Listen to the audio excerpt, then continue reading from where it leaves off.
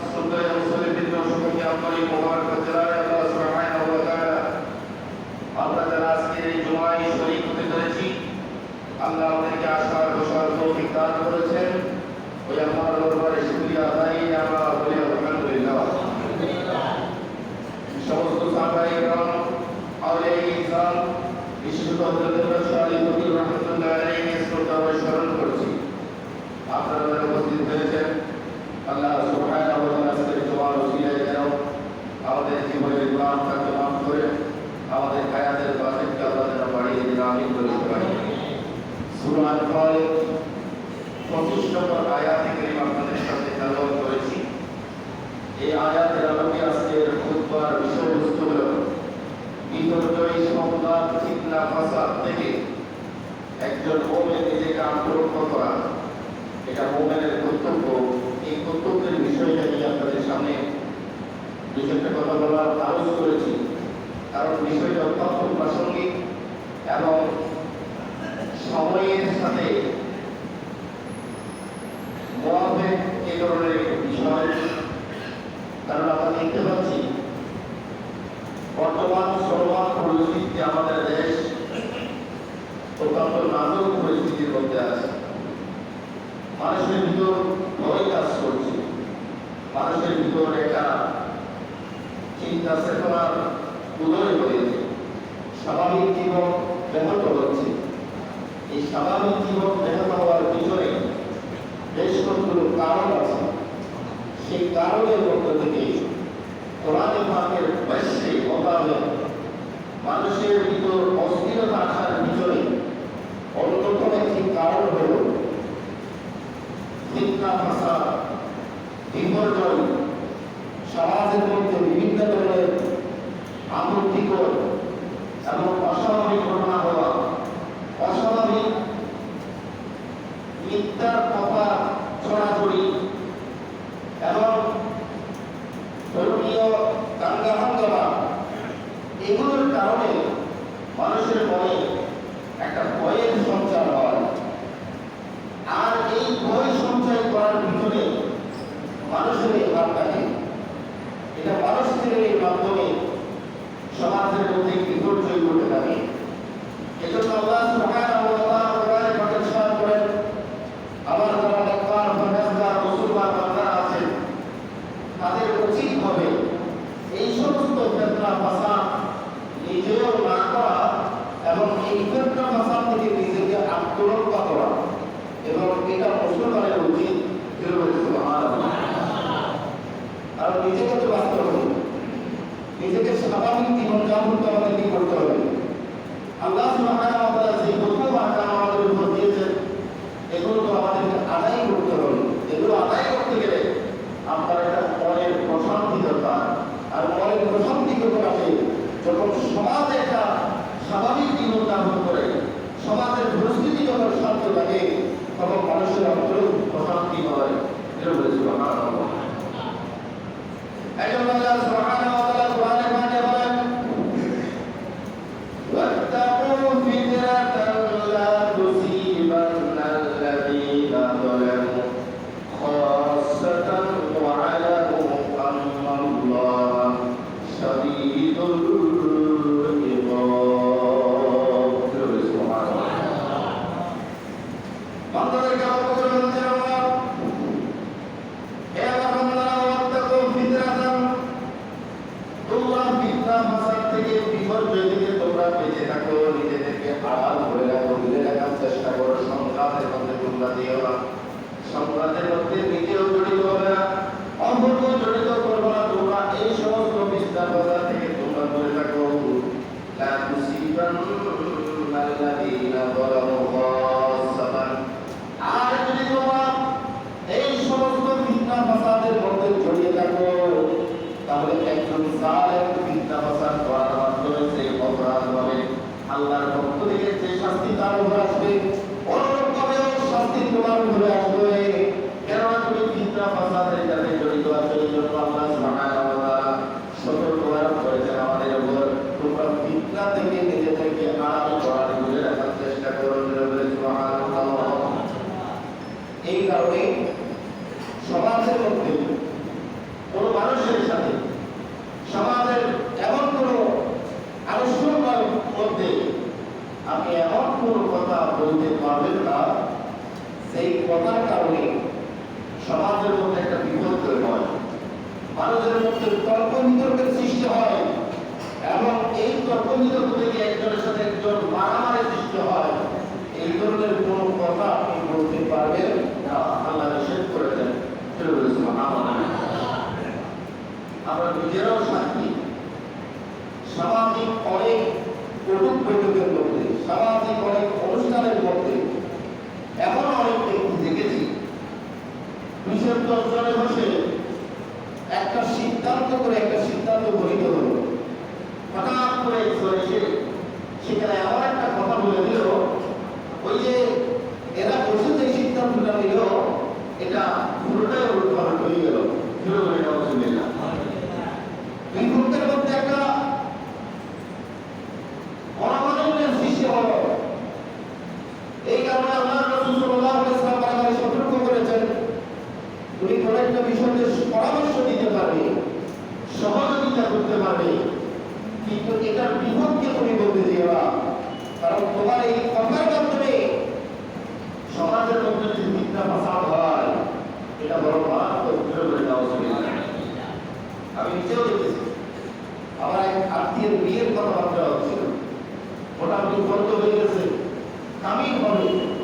এই অবস্থায় গিয়ে সব কিছু ঠিকঠাক, একজন এসে এমন একটা কথা বলে দিল যেটা অন্য পক্ষে পারতে পারছে না। পরিশেষে দেখলাম এই বিয়ের বড়িটা ভেঙে গেল। রাসূল পাক সাল্লাল্লাহু আলাইহি ওয়াসাল্লামের এই সুন্দর সবাই মিলে দুই পক্ষ মিলে এটা বাস্তবায়ন করতে যাচ্ছে, এই অবস্থায় একজন এসে এটাকে উল্টোপাল্টা করে দিল, সমাজের এই বৈঠককে বিপর্যয় করে দিল, দুই পক্ষের মধ্যে একটা সংঘাত সৃষ্টি করে দিল। এজন্য কোরআনের ভাষায়, হাদিসের ভাষায় দেখা যায় এই ধরনের বিপর্যয় যারা করবে, এটা দেখা যাচ্ছে পৃথিবীর মধ্যে সবচেয়ে নিকৃষ্ট প্রাণী বলা হয়েছে তাকে। আপনার হাত ধরে যদি কোনো সংঘাত সৃষ্টি হয়, আপনার হাত ধরে যদি ফিতনা ফাসাদ সৃষ্টি হয়, কোরআন হাদিস বলছে আপনার চেয়ে বড় নিকৃষ্ট প্রাণী পৃথিবীর জমিনে হতে পারে না। কারণ আল্লাহ চান একজন মুমিনের সাথে আরেকজন মুমিনের সম্পর্ককে মজবুত করার জন্য, রাসূলও চান একজন মুমিনের সাথে আরেকজন মুমিনের সম্পর্ককে নিবিড় করার জন্য। রাসূল বারে বারে আমাদেরকে উৎসাহিত করেছেন, আর আপনি গিয়ে সেখানে ফিতনা ফাসাদ চলাবেন। আল্লাহ রাসূল সাল্লাল্লাহু আলাইহি ওয়াসাল্লাম বলেন, পৃথিবীর জমিনে এর চেয়ে নিকৃষ্ট প্রাণী আর কেউ হতে পারে না। আলহামদুলিল্লাহ। এই কারণে নিজেকে সংশোধন করতে হবে। এমন কোন কমেন্ট, এমন কোন কথা, বিশেষত বর্তমানে ইলেকট্রনিক মিডিয়ায় বিভিন্ন ফেসবুক থেকে শুরু করে বিভিন্ন যোগাযোগ মাধ্যমগুলোতে আপনি এমন কোনো কথা বলতে পারবেন না, এমন কোনো কমেন্ট করতে পারবেন না, সেই কারণে ধর্মীয় সংঘাত, সামাজিক সংঘাত, দেশের মধ্যে বিপর্যয় নেমে আসে। এই ধরনের কাজ আপনার করার কোনো অধিকার ইসলাম আপনাকে দেয় নেই। এটা আমাদেরকে মানতে হবে। এটা যদি আমরা মানতে পারি, সমাজের মধ্যে শান্তি আসবে, প্রশান্তি আসবে। এই জন্য কোরআনে কারীমের ভাষায় আল ফিতনাতু আশাদ্দু মিনাল কতল, সমাজের মধ্যে বিপর্যয় ঘটায়, সমাজের মধ্যে যিনি ঝগড়া বিবাদের সরাসরি করেন, যার কথার মাধ্যমে সমাজের মধ্যে মারামারি হয়, তাকে আত্মহত্যা হয়। কোরআনে পাকে বলা হচ্ছে, আল্লাহ সুবহানাহু ওয়া তাআলা বলেন, এই ফিতনা ফাসাদ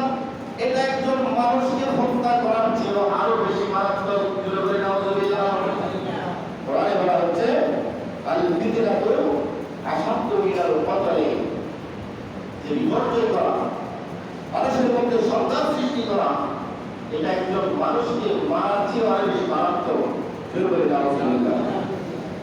এখানে একটা চিন্তার বিষয় আছে, একজন মানুষকে মারার চেয়ে ছটা বিভাগ কিভাবে মারাত্মক হয়।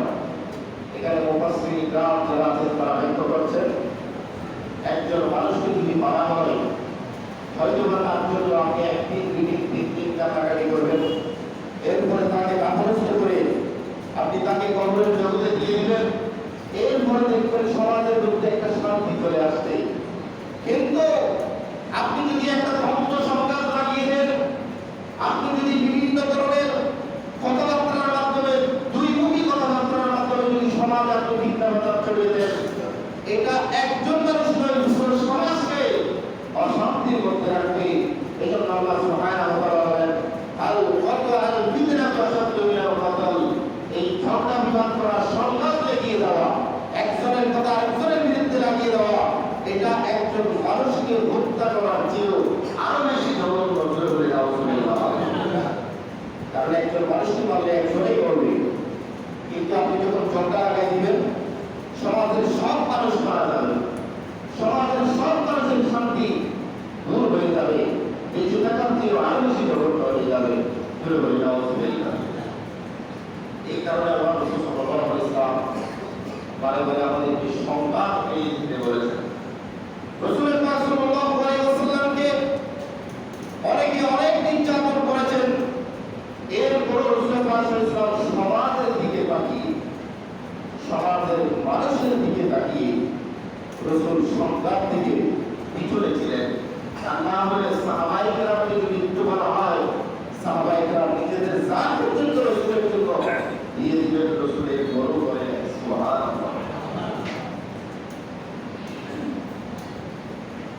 এজন্য রাসূল পাক সাল্লাল্লাহু আলাইহি ওয়াসাল্লাম এক মানুষের কাছে শ্রমিক থাকতেন, কাজ করতেন।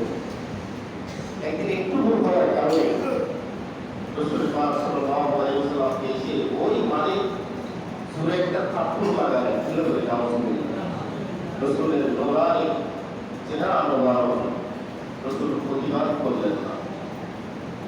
এমনিভাবে অনেক জালেম রাসূলের সামনে এসে অনেক বিপত্তিকর কথা বলল, কিন্তু রাসূল সেটা প্রতিবাদ করলেন না। কেন?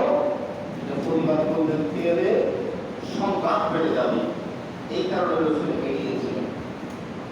আপনারা ইতিহাস থেকে জেনেছেন, আরবের মধ্যে অনেক প্রসিদ্ধ প্রসিদ্ধ পুত্র ছিল, যেমন আউস এবং খাজরাজ, এই নামে 2টি পুত্র ছিল। তারা দীর্ঘদিন যাবৎ তাদের মধ্যে বিভিন্ন দ্বন্দ্ব সংগ্রাম লেগেছিল, যুদ্ধ বিগ্রহ লেগে থাকত। প্রায় 1 বছর 2 বছর নয়, 40 বছর যাবৎ তাদের মাঝখানে ঝগড়া বিবাদ লেগেছিল। 1 বছর 2 বছর পর কারোর সাথে কারো দেখা হলেই মাত্র তলোয়ার হাতে নিত, একজনের সাথে একজন মারামারি করত। এভাবে 40টা বছর আউস এবং খাজরাজ পুত্র এভাবে দ্বন্দ্ব সংঘাত লেগেই ছিল। আল্লাহ রাসূল সাল্লাল্লাহু আলাইহি ওয়াসাল্লাম মদিনা শরীফে যাওয়ার পরে মদিনা শহর যখন গঠন করলেন, বিভিন্ন দলগুলোকে একত্রিত করে এক জাতিতে পরিণত করে সবার এই দীর্ঘদিনের ঝগড়া বিবাদগুলো রাসূল পাক সাল্লাল্লাহু আলাইহি ওয়াসাল্লাম মিটিয়ে দিলেন এবং আদেশ করে দিলেন একজনের মধ্যে আরেকজনের জুড়ে বলে সুবহানাল্লাহ। এটাই তো একজন মুমিনের কাজ, এটাই তো একজন সত্যিকার মুমিনের কাজ। একজনের মধ্যে আরেকজন ফিতনা ছড়ালে সেটা বন্ধ করে দেওয়া, এটা আমাদের ঈমানি দায়িত্ব। এই কারণে বর্তমানে আমাদের দেশে যে অরাজক পরিস্থিতি চলছে, মানুষের মনে একটা ভয় ভয় কাজ করছে, এটার পিছনে কিন্তু আমরাই দায়ী।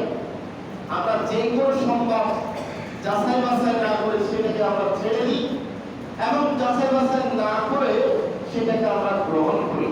এই 2টি কারণে আমাদের মধ্যে সংঘাত হয়ে যাচ্ছে। কোরআনের পাকের নির্দেশ হলো, কোন সংবাদ আপনি না জেনে, নিশ্চিত না হয়ে আপনি কখনো মানুষকে এটা ডেলিভারি দিতে পারেন না।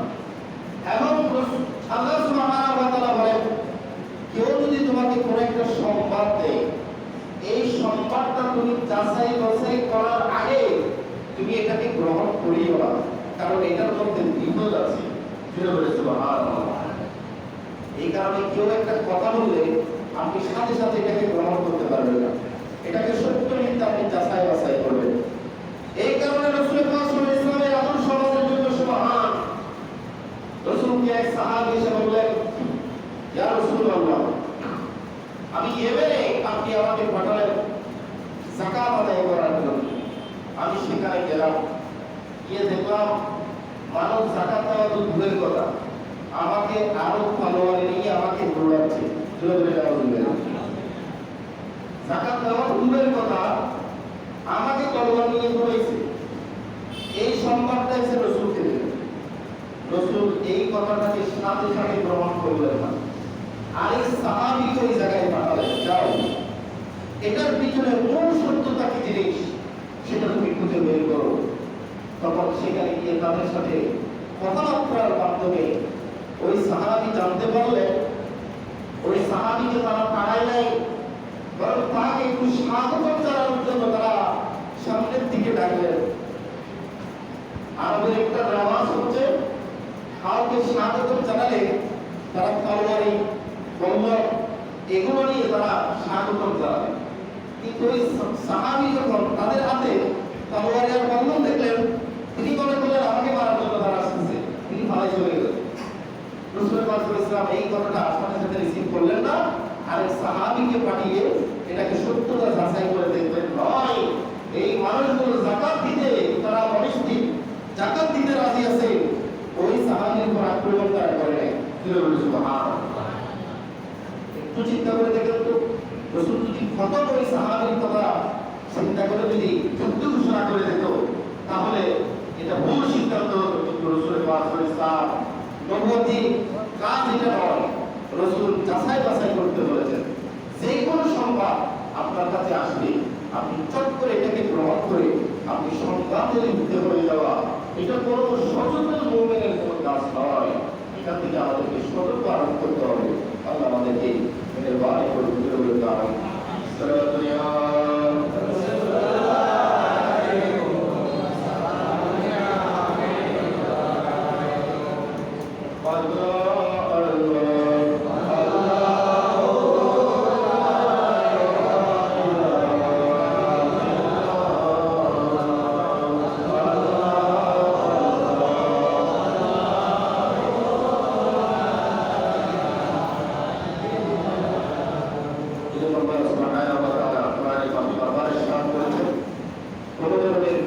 ফাসাদের মধ্যে তোমরা জড়িও না এবং সেখান থেকে তোমরা বেঁচে থাকার চেষ্টা করো। সুবহানাল্লাহ। যারা মুফাসসিরিন کرام আছেন তারা এই ফিতনা শব্দটাকে তারা দুই ভাগে ভাগ করেছেন, ব্যাখ্যা করেছেন। একটি হচ্ছে নিজেদেরকে গোনায় জড়িত করা, তোমরা গোনার কাজে জড়িত হওয়া থেকে তোমরা নিজেদেরকে দূরে রাখার চেষ্টা করো। সুবহানাল্লাহ, এক নম্বর ব্যাখ্যা। দ্বিতীয় ব্যাখ্যা আসছে যে তোমরা ফিতনা মানে হলো তোমরা একজনকে সৎ কাজের আদেশ দিবে এবং অসৎ কাজ থেকে দূরে রাখা, এটা একজন মুমিনের দায়িত্ব। এই কাজটা ছেড়ে দেওয়া এটাই হচ্ছে ফিতনা। ফিরে বলে যাওয়া না, একজন মানুষের দায়িত্ব হলো আপনি সৎ কাজ নিজেও করবেন, মানুষকে সৎ কাজের আদেশ দিবেন এবং অসৎ কাজ থেকে সেই কাজ থেকে আপনি নিজেকে দূরে রাখবেন এবং মানুষকে দূরে রাখার চেষ্টা করবেন। এটা হচ্ছে মুমিনের দায়িত্ব। আর এই দায়িত্ব থেকে সরে যাওয়া, আল্লাহ সুবহানাহু ওয়া তাআলা বলেন এটাই ফিতনা। এই ফিতনা থেকে তোমরা দূরে থাকার চেষ্টা করো। সুবহানাল্লাহ। হযরত আনাস রাদিয়াল্লাহু তাআলা আনহু উনি আল্লাহর হাবিব সাল্লাল্লাহু আলাইহি ওয়াসাল্লাম থেকে বর্ণনা করছেন, আল্লাহ কোন অন্যায় করার মাধ্যমে এক বান্দা অন্যায় করলে আর এক বান্দাকে আল্লাহ কখনো শাস্তি দেন না। এটা কোরআনে কারীমে আছে, লা তাসিরু ওয়াজিরাতুন বিজরা উখরা, একজনের বোঝা আরেকজনের উপর আল্লাহ চাপিয়ে দেন না। কেউ অপরাধ করলে এই অপরাধের শাস্তি আর কেউ পাবে না, এই নিজেই পাবে। তবে আল্লাহ রাসূল সাল্লাল্লাহু আলাইহি ওয়াসাল্লাম বলেন, কিন্তু এমন একটা কাজ যদি মুমিনরা করে তাহলে এর শাস্তিটা সবাই পাবে। অপরাধ করতে একজন, আর এই অপরাধের শাস্তি সবাই পাবে। জোরে বলি আলহামদুলিল্লাহ। সেই কাজটি হলো কি, যে সেই কাজটি হলো একজন মুমিনের দায়িত্ব হলো অন্যায় কাজের থেকে নিজেকে বিরত রাখা এবং মানুষকে সৎ কাজের আদেশ দেওয়া। এটা আমাদের ডিউটি। এই ডিউটি থেকে যদি কোনো মুমিন নিজেকে যদি দূরে রেখে দেয়, আমার সৎ কাজের আদেশ দেওয়ার দরকার নাই, অসৎ কাজ থেকেও আমার দূরে রাখার কোনো দরকার নাই, আমি শুধু মাত্র নামাজ পড়ে আমার আল্লাহকে ডাকবো। আল্লাহ বলেন এটা মুমিনের দায়িত্ব নয়। এই দায়িত্ব থেকে যারা দূরে চলে যাবে, আল্লাহ সুবহানাহু ওয়া তাআলা বলেন, রাসূল বলেন, সমাজের একজন মানুষ যদি অপরাধ করে, এই অপরাধের শাস্তি পুরো সমাজের মানুষই ভোগ করবে। সুতরাং এখন বুঝতে পারেন একজন মুমিনের দায়িত্ব কি। আপনি কোনো একটা অন্যায় দেখে আপনি সেটাকে আহুস করে চলে আসতে পারেন না। যেমন নামাজের সময় হলো, ঘর থেকে আপনি বের হলেন, বের হয়ে মসজিদের দিকে আপনি একটু তাড়াহুড়া করে আসছেন, কারণ জামাত চলে যাওয়ার সম্ভাবনা আছে। এখন ঘর থেকে বের হয়ে আপনি প্রতিমধ্যে দেখলেন কোনো মানুষ দুইজনে মিলে ঝগড়াঝাড়ি করছে, অথবা কেউ প্রকাশ্যে দাঁড়িয়ে দাঁড়িয়ে মদ পান করছে, অথবা কেউ জামা মিশ্রের মধ্যে লিপ্ত হয়েছে, আপনি দেখেছেন। দেখার পরে আপনি দূরে চলে আসলেন নামাজের দিকে, কারণ নামাজ চলে যাবে। আল্লাহ সুবহানাহু ওয়া তাআলা বলেন এটা মুমিনের দায়িত্ব নয়। দায়িত্ব হচ্ছে আগেরটা। নামাজ যদি চলে যায় তুমি নামাজ পড়তে পারবে, কিন্তু তোমার সামনে যে অন্যায় কাজটা হচ্ছে এটাকে তুমি দেখেও না দেখার ভান করে যদি তুমি চলে আসো, এই জানাবি মিসরের কারণে যে অপরাধ আল্লাহ দিবেন, যে শাস্তিটা দিবেন, ওই মুসলমানের উপরে শাস্তিটা আসবে। ধরে ধরে নাও কেন সেটা নিষেধ করলো? এই কারণে আমরা যারা অভিভাবক শ্রেণী আছি, আমরা আমাদের দায়িত্ব থেকে সরে গেছি বলেই আমাদের সন্তানরা আজকে মিসগাইড হচ্ছে। আমরা বলেও বলি না, দায়িত্ব যেটা সেটা পালন করি না বলে আমাদের এই সমস্যা। আল্লাহ সুবহানাহু ওয়া তাআলা আমাদেরকে এটা থেকে নিষেধ করেছেন। ধরে ধরে সুবহানাল্লাহ।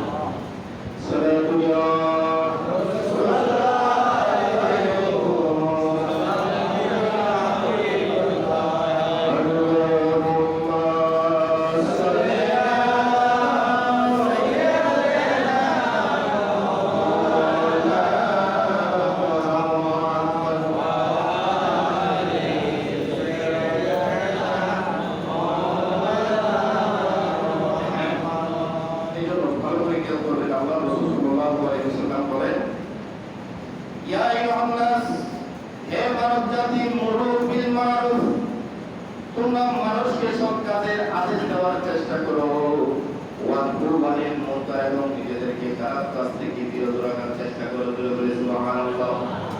রাসূল দুটি নির্দেশনা আমাদেরকে প্রদান করলেন। একটা হচ্ছে মানুষকে সৎ কাজের আদেশ দেওয়া, আর সৎ কাজের আদেশ মানুষ তখনই দিতে পারে যখন মানুষ নিজেই ভালো কাজ করে।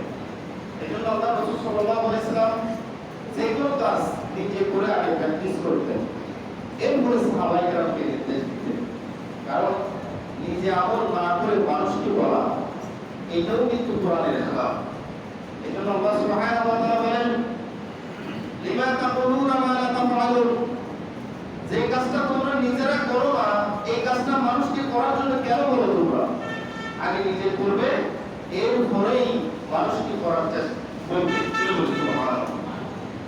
আল্লাহ রাসূল সাল্লাল্লাহু আলাইহি ওয়াসাল্লামের কাছে এক সাহাবী আসলেন, ইয়া রাসূলুল্লাহ, এই মানুষটা বেশি মিষ্টি খায়, অতিরিক্ত মিষ্টি পান করার কারণে এই মানুষের শরীরের ক্ষতি হওয়ার সম্ভাবনা আছে, আপনি তাকে একটু নিষেধ করেন। আমরা বলবো সে শুনে না। তখন রাসূল পাক সাল্লাল্লাহু আলাইহি ওয়াসাল্লাম ওই সাহাবীকে প্রথমবার বললেন না, ওই দিন কোনো ওসিয়ত তাকে করলেন না, নিষেধ করলেন না। কয়েকদিন পরে এসে ওই সাহাবী যখন তার কাছে আসলেন, তখন ওই সাহাবীকে রাসূল পাক সাল্লাল্লাহু আলাইহি ওয়াসাল্লাম বললেন, তুমি অতিরিক্ত মিষ্টি পান করো না, এটা তোমার ক্ষতি হতে পারে। সাহাবায়ে কেরাম জিজ্ঞাসা করলেন, ইয়া রাসূলুল্লাহ, এই ছোট্টখানি কথাটা আপনি তো আগেই বলে দিতে পারতেন, আগে বললেন না কেন? কয়েকদিন পরে বলছেন তখন রাসূল পাক সাল্লাল্লাহু আলাইহি ওয়াসাল্লাম বলেন, এই সাহাবী, আমি নিজেও তো বেশি অতিরিক্ত মিষ্টি খাই, সুবহানাল্লাহ, আমি তো নিজেও মিষ্টি পছন্দ করি, আমি এই অভ্যাস থেকে একটু দূরে গিয়ে এই অভ্যাসটাকে ছেড়ে দিয়ে এরপরে আমার সাহাবীকে আমি বলছি, সুবহানাল্লাহ। তাই রাসূলের আদর্শ। রাসূল পাক সাল্লাল্লাহু আলাইহি ওয়াসাল্লাম বলেন, এই কারণে তোমরা সৎ কাজের আদেশ দিবে, অসৎ কাজ থেকে তোমরা বিরত রাখবে। এই কাজটা যদি না করো তাহলে আমি রাসূল আশঙ্কা করছি এই কাজ থেকে যদি তোমরা বিরত থাকো তাহলে এমন একটা সময় আসবে যে সময় ফালা ইস্তাজাবু লাকুম, তোমরা আল্লাহর কাছে দোয়া করবে কিন্তু আল্লাহ সুবহানাহু ওয়া তাআলা তোমাদের দোয়াকে কবুল করবেন না। জোরে বলে আউযুবিল্লাহ। কেন? ওই দায়িত্বটা আমরা ছেড়ে দেওয়ার কারণে মানুষকে সৎ পথের আদেশ দিই না বলে, অসৎ কাজ থেকে আমরা দূরে রাখি না বলে আল্লাহ সুবহানাহু ওয়া তাআলা বলেন, রাসূল পাক সাল্লাল্লাহু আলাইহি ওয়াসাল্লাম বলেন, আনতাদুল্লাহা ওয়া ইস্তাজাবা লাকুম, এমন একটা সময় আসবে তোমরা যদি এই কাজটা যদি পালন না করো তাহলে এমন একটা সময় আসবে, এই সময়ের ব্যাপারে আমি রাসূল নিজেই আশঙ্কিত, নিজেই মনে করছি, সেটা হলো তোমরা আল্লাহর কাছে দোয়া করবে কিন্তু আল্লাহ তোমাদের দোয়াকে কবুল করবেন না। জোরে বলে দাও। এটার বাস্তবায়ন আমরা কিছুটা হলেও দেখি। আমরা অনেক দোয়া করি, পাঁচ ওয়াক্ত নামাজের পরে অনেক দোয়াই আমরা আল্লাহর কাছে করি, কিন্তু মনে হচ্ছে যে আমাদের দোয়াগুলো কবুল হচ্ছে না। কেন? আমরা নিজেদের দায়িত্ব থেকে আমরা সরে গেছি। এই বলে এখন মুসলমানরা বলেন, ওয়ান্তাস্তাগফিরু লাকুম ফালা ইয়াগফিরু লাকুম, এমন একটা সময় আসবে যে সময় আল্লাহর কাছে তোমরা মাফ চাইবে কিন্তু আল্লাহ তোমাদেরকে ক্ষমা করবেন না। জোরে বলে দাও। এবং ওয়ান্নালামা বিল মারুফ ওয়ান নাহয়ি আনিল মুনকার, আর যদি তোমরা সৎ কাজের আদেশ দাও, অসৎ কাজ থেকে যদি মানুষকে যদি দূরে রাখার চেষ্টা করো, এই কাজটা তোমাদেরকে দুটি নিয়ামত আল্লাহর কাছ থেকে দিবে। সুবহানাল্লাহ। কয়টি নিয়ামত? দায়িত্ব দুটি। দায়িত্ব এই দুটি যদি আমরা যথাযথভাবে পালন করতে পারি, আল্লাহ রাসূল বলেন আল্লাহও তোমাদেরকে দুটি নিয়ামত দিবেন। সুবহানাল্লাহ। এক নম্বর নিয়ামত হলো লা ইয়াকুমু রিজকান, আল্লাহ তোমাদের রিজিক আসার পথের মধ্যে কোনো ধরনের বাধা রাখবেন না, রিজিকের পথটাকে উন্মুক্ত করে দিবেন। সুবহানাল্লাহ। রিজিকের পথটাকে খুলে দিবেন।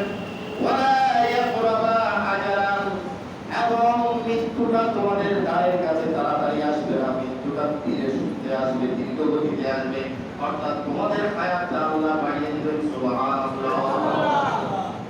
দুটি আদেশ শুধুমাত্র। সেই কারণে আজকে এই জুমা আমাদেরকে এই মেসেজটা দিচ্ছে যে আমরা যে কোনো অন্যায় কাজ থেকে সেটা যত সম্ভব চেষ্টা করব এটাকে বন্ধ রাখার জন্য। আর আমাদের ছোটখাটো যারা ছোট ভাইয়েরা বা বোনেরা আছে, আমাদের আওতাধীন যারা আছে, আমরা চেষ্টা করব তাদেরকে ভালো কাজের আদেশ করার জন্য। আমরা আমাদেরকে তৌফিক দান করে দিবেন। আমিন। রাসূল পাক সাল্লাল্লাহু আলাইহি ওয়াসাল্লাম এই চমৎকার উদাহরণ পেশ করেছেন, যারা এই ভালো কাজের আদেশ দিবে না এবং সৎ কাজের আদেশ দিবে না, তার কাছ থেকে বিরত থাকবে না, আল্লাহ সুবহানাহু ওয়া তাআলা তাদের উপর আযাব দিয়ে দিবেন। বলে যাও। সেই আযাবটা হলো রাসূল পাক সাল্লাল্লাহু আলাইহি ওয়াসাল্লাম বলেন, বনী ইসরাঈলের যারা লোক ইহুদি নাসারা, তারা একসময় এই ভালো কাজের আদেশ এবং অন্যায় কাজ থেকে মানুষকে দূরে রাখবে, এই অভ্যাসটা তারা ভুলে গেছে। যেমন আজকে বর্তমান সময়ে আমরা ভুলে গেছি অনেকটা। আমরা যারা অর্থ প্রতিপত্তি মাল সামান এগুলো নিয়ে যারা ব্যস্ত আছে, আমরা এখন ঘরের মধ্যে আমরা মনে করছি আমাদের ঘরটা এক একটা রাজ্য, টিভি চ্যানেল সব কিছু আছে, সব কিছু মজুদ আছে, আমরা সেখানেই অবস্থান করছি এবং যথাসময়ে নামাজটা মসজিদে এসে করবো এই সময়টুকু আমাদের নেই, খুব আরাম আইনের মধ্যে আছে। ধর্মের উপর কি হচ্ছে, মানুষের উপর কি জুলুম নির্যাতন হচ্ছে, এদিকে দেখার আমাদের সময় নাই। বনী ইসরাঈলের যুগে এরকম হয়েছিল। বনী ইসরাঈলের যুগে আল্লাহ সুবহানাহু ওয়া তাআলা অত্যাচার এত বেড়ে গিয়েছিল, একদিন হযরত জিবরাইল আলাইহিস সালামকে নির্দেশ করেছিলেন, যাও অমুক জায়গায় যাও, আমার এই সমস্ত বান্দাদেরকে আযাব দিয়ে তুমি নিশ্চিন্ত করে দাও। বলে দাও। হযরত জিবরাইল আলাইহিস সালাম ওই জায়গায় গেলেন,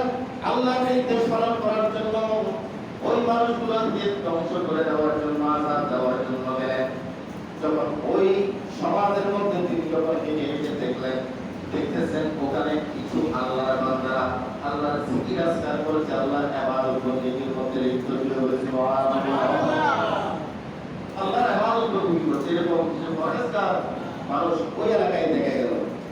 তখন হযরত জিবরাইল আলাইহিস সালাম এই আযাবটা না দিয়ে আল্লাহর কাছে আবার গেলেন, ইয়া বারিকা, এমন একটা জায়গায় আপনি আযাব দেওয়ার জন্য পাঠালেন, আপনি তো বলেছেন যেখানে আপনার নাম দেওয়ার মতো কোনো বান্দা থাকবে সেখানে কোনো আযাব আসবে না। সুবহানাল্লাহ। কিন্তু আমি দেখতে পাচ্ছি আপনার কিছু বান্দারা সেখানে ইবাদত বন্দেগী করছে। তখন আল্লাহ সুবহানাহু ওয়া তাআলা নির্দেশ দিলেন, জিবরাইল তুমি যাও, গিয়ে মাত্র আমার ওই সমস্ত বান্দাদেরকে আগে আযাব দাও যারা আমার জিকির বসে বসে করছে কিন্তু তারা হকের পক্ষে কথা বলে না, অন্যায় কাজ হলে অন্যায় কাজকে তারা দেখে না, আড়ালে বসে বসে আমার ইবাদত করছে, এই ইবাদত আমার দরকার নাই, তাদেরকে আগে আযাব দাও। ওই এলাকাটাকে নিশ্চিত করে দিলেন।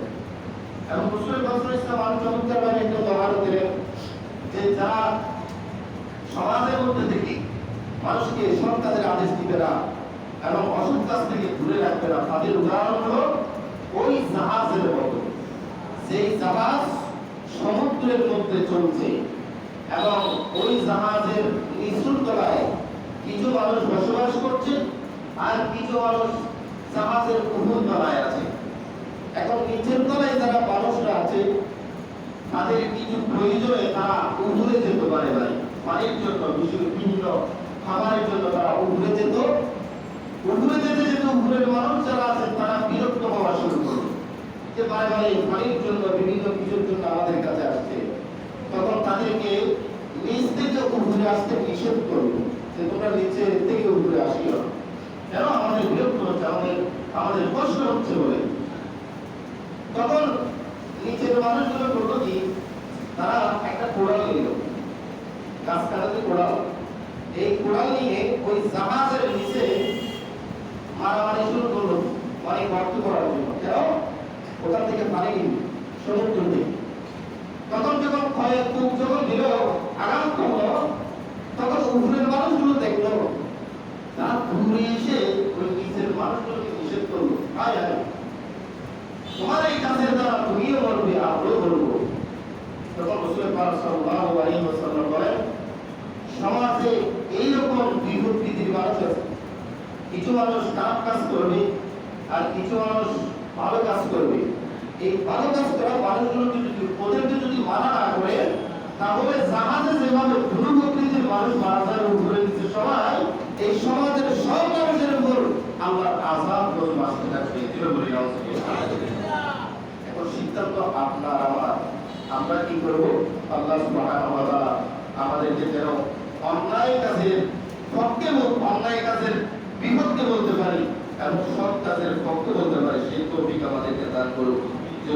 আমি একটি জরুরি মাসলা আপনাদের পেশ করতে চাই। সেই বিষয়টা হলো, আপনারা জানেন আগামীকাল হিন্দু সনাতন যারা তাদের একটা অনুষ্ঠান, ধর্মীয় অনুষ্ঠান আছে। আমরা লক্ষ্য করেছি বিগত সালে আমাদের অনেক স্কুল, কলেজ, ইউনিভার্সিটিতে পড়ুয়া ভাইয়েরা এই হিন্দু সনাতন ধর্মী মানুষের সাথে তাদের ওঠক বৈঠক আছে। ওঠক বৈঠক হওয়া এটা ঠিক আছে, কিন্তু কোরআনে পাক নিষেধ করেছে আপনি এমন কোনো কাজ করতে যাবেন না, তাদের সাথে একেবারে ঘনিষ্ঠ বন্ধু হওয়া যাবে না, তাদের থেকে কিছুটা হলেও আপনাকে দূরত্ব বজায় রাখতে হবে। এমনি সামাজিক সৌজন্যবোধ আপনি রক্ষা করবেন। তার বাড়িতে যদি আপনাকে দাওয়াত দেয় আপনি যেতে পারেন, আপনি আপনার বাড়িতে তাকে দাওয়াত দিতে পারেন। আল্লাহ রাসূল সাল্লাল্লাহু আলাইহি ওয়াসাল্লাম সেটাই করেছেন। তবে এটার পিছনে আপনি বেশি জড়িয়ে যেতে পারবেন না। তার বাড়িতে যদি আপনি দাওয়াতে যান তাহলে বিভিন্ন হালকা নাস্তা বানিয়ে আপনি খেতে পারেন।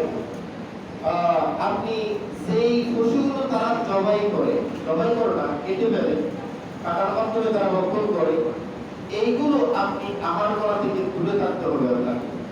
কারণ আল্লাহ কোরআনে পাকে নিষেধ করেছেন, সেই পশু জবাই করার সময় আল্লাহর নাম নেওয়া হয় নাই, ওই পশুটা খাওয়া কি হারাম হবে নাকি? আপনি এটা জানলেও আমরা অনেক সময় ভুল করি, কেন আমার বন্ধু হচ্ছে বলে একটু করে খাই না কি হয়, এরকম করে আমরা অনেক কাজ করে থাকি। সেই জন্য আমি সতর্ক করবো আমার ভাইরা, তাদের বাড়িতে যাবেন ঠিক আছে, তারা যে পশুগুলো জবাই করে এগুলো আপনার আহার করা আপনার পক্ষে এটা জায়েজ না। আপনি এটা থেকে দূরে থাকার চেষ্টা করবেন। আল্লাহ আমাদেরকে তৌফিক দান করুন। আমি মোহাম্মদ আবু বকর